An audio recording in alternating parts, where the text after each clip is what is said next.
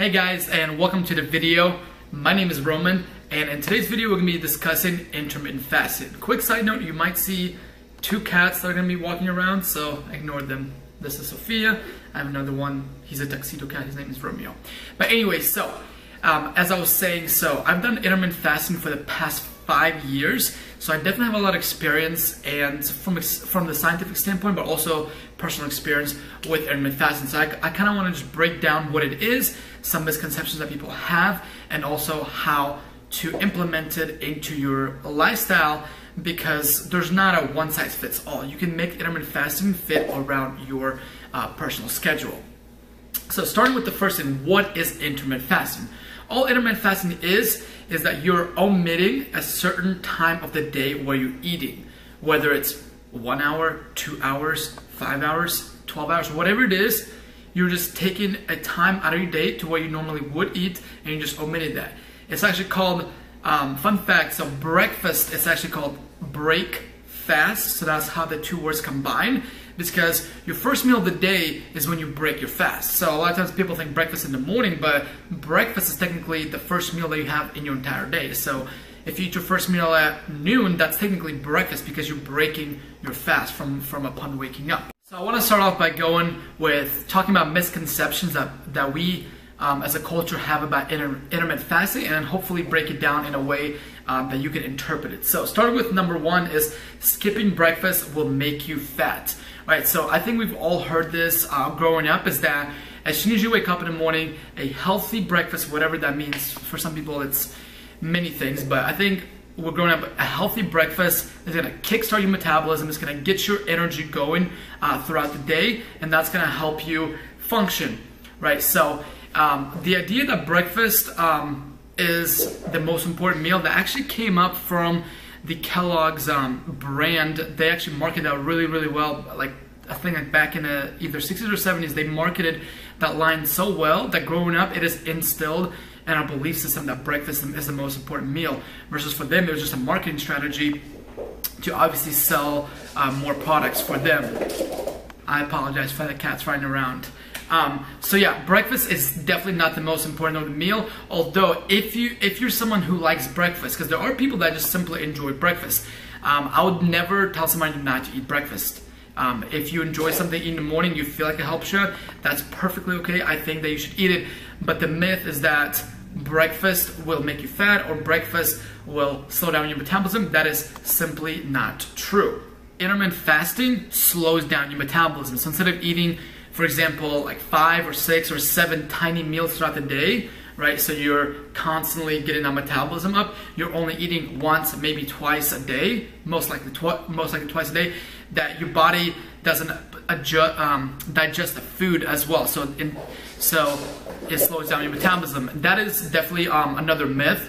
So as far as the way your body works, is that it works on a 24-hour clock. It doesn't work on an individual meal, right? So if you're eating, let's say 2,000 calories 6 times a day, or 2,000 calories in 2 meals a day, so 2,000 meal calories, right? Your body does not know the difference. It just knows that it's getting a sufficient amount of energy into its system in order to function, in order to maintain its current body weight. The next myth is that the brain needs constant supply of glucose, which is primarily true, because it does need glucose to function. But once your body, for example, in the morning, if you're fasting and your body doesn't have a sufficient amount of glucose, it uses proteins and fat in the forms of ketones to break down for that glucose. The next myth is that intermittent fasting makes you overeat. So what the misconception that a lot of people have is that since you're not eating majority of the day, you only eat, let's say, once or twice a day, you get so hungry that you tend to binge on food, and you tend to overeat more than you would normally eat throughout the day. Now, that is definitely a myth. For some people, they actually do overeat, but they would have overate regardless, right? So what actually happens within our body is that when we're not eating, your stomach actually shrinks. It shrinks a little bit, right? So then whenever you do fast for a decent amount of time and you put your first meal into your body, you actually get fuller a lot faster, because the stomach is not as stretched out, versus constantly eating throughout the day. So now we're going to talk about the benefits of intermittent fasting. So for doing it for the past 5 years, the number one biggest benefit I can say is that I'm not so food focused. Instead of waking up, be like, what am I gonna make for my first meal? What am I gonna have for my snack? What am I gonna have for lunch? What am I gonna have for dinner? Right? It's this food focused lifestyle that is simply just not for me. Every time I wake up, whatever time, if it's 5:30, 6, 7:30, whatever time I wake up, right, the first thing that's in my mind is to get to my first goal or to get to something that I have to do for that day. So I'm in a much more clear state of mind when I'm fasted, because your body is actually focusing on the things that you have to do and being alive, being top peak performance versus digestion. Every time you eat food, your body turns off from that function mode to digestion, because that becomes its number one priority. So that's the first benefit, is that it just makes your life very, very simple. You wake up, you brush your teeth, you take a shower, you get ready, right? And then you don't have to spend extra 30 minutes out of your day cooking, eating, cleaning. You literally get up, get ready, and you're out the door. The second benefit is that it improves insulin sensitivity, which also leads to my next benefit, is that for people with type 2 diabetes, they can actually reverse the diabetes to where you can, where your insulin is so, your body becomes so efficient at producing insulin that you become no longer diabetic. And so this is just a quick example, and I'll probably post a picture on the screen. So if this is your 24-hour day, right? So you sleep for about 6 to 7 to 8 hours, right? So this is your 16 hours, and you're eating, let's say, 6 times throughout the day. So here, here, here, here, here, and here, right?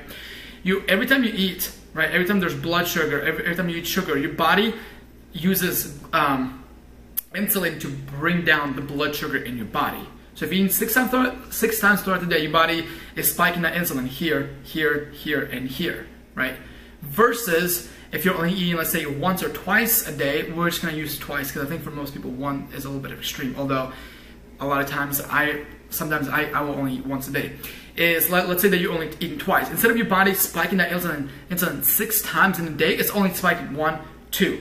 So for doing it so fewer times, your body becomes adapted and very, very efficient at spiking that insulin. And lastly, what I want to say about intermittent fasting, it is not a diet. I think a lot of people, again, go with the misconception that I want to go on intermittent fasting diet, I want to lose a bunch of weight, and it's simply not the case, because you can eat the same amount of calories when you're fasting, I mean, like in your eating window doing intermittent fasting, as you can eating 6 to 7 meals in your whole entire day. In order to see fat loss, it takes a reduction in the energy that you're putting in compared to the energy that you're putting out. So that is definitely one big misconception.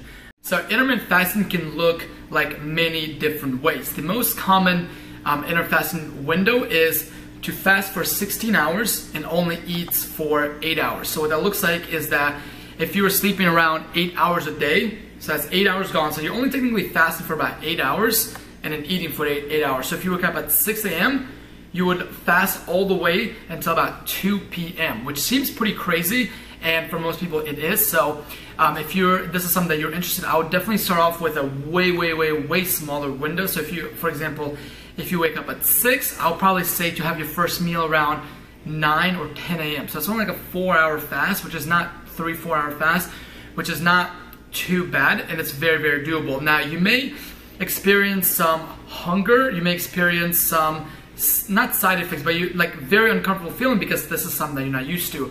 For those things, I definitely recommend to drink a ton of water, like a gallon to a gallon and a half of water a day, and especially when you wake up, like probably like a couple bottles of water. And also, if you enjoy caffeine, it's not recommended. It's not, you don't have to, but if you drink caffeine, you have some kind of either a coffee or a caffeine stimulant, because that suppresses your appetite and that helps you fast for much longer.